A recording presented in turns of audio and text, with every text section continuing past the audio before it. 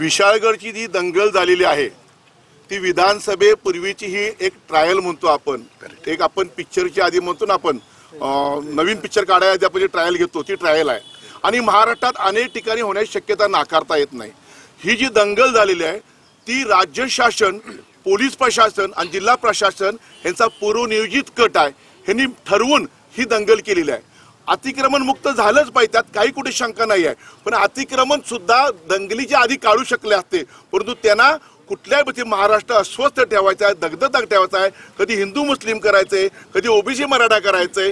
विकासाच्या मुद्द्यावर कुठलेही मुद्दे नसल्या कारणानं आपण लोकसभेमध्ये मोठा फटका बसला या लोकांना, म्हणून कोल्हापूर त्यांनी अनेक वेळा टार्गेट केलेलं आहे।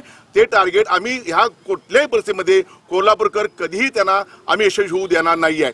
भविष्यामध्ये ह्या जबाबदार जिल्हा पोलीस प्रमुख आणि जिल्हा अधिकारी जे आहेत त्यांची निवृत्त न्यायाधीशातर्फे चौकशी केली पाहिजे, नाहीतर भविष्यामध्ये तरुणांची माती भडकून त्यांचं आयुष्य उद्ध्वस्त होईल आणि कोल्हापूरचं वातावरण बिघडून जाईल। एक प्रश्न आहे शाहू महाराज, त्याच्यानंतर कान देखील पकडले की शाहू महाराजांच्या नगरीमध्ये हे घडलेलं आहे, पण आता शाहू महाराजांना सोशल मीडियावर जोरदार ट्रोल केलं जातं, याच्यासाठी मग कोण असं वाटतं? नाही, छत्रपती म्हणून ते पहिल्यांदा छत्रपती आहेत, मग खासदार आहेत ते, आणि छत्रपतींना सर्व समाज सारखे असतात। जिथं अन्याय झाला, जिथं आता जरांगे पाटील साहेब कोल्हापूरात आले होते त्यावेळेस त्यांची भेट घेतली होती, राजू शेट्टींच्या अडचण होत्या त्यावेळी त्यांची भेट घेतली होती, आज विशाळवर गेले तिथे त्यांची भेट घेतली आहे। छत्रपती म्हणून त्यांचा रोल तो बरोबर आहे, खासदार म्हणून ते गेले तिथं भेट दिली आहे त्यांनी तिथं, परंतु जे ट्रोल करतायत काय करतायत ते विष पर्यंत काम करते, कोण करते तर ह्या महाराष्ट्रात भाजपा करत आहे, भाजपच कारणीभूत आहे हे महाराष्ट्र नासवायला आणि दुसरं कोणी नाही। विशाळगड येथे जी दंगल झाली ही दंगल घडवण्याच्या मागे महाराष्ट्र सरकार आहे। महाराष्ट्राचं पावसाळी अधिवेशन संपल्यानंतरच अतिक्रमणाची मोहीम कशी निघते,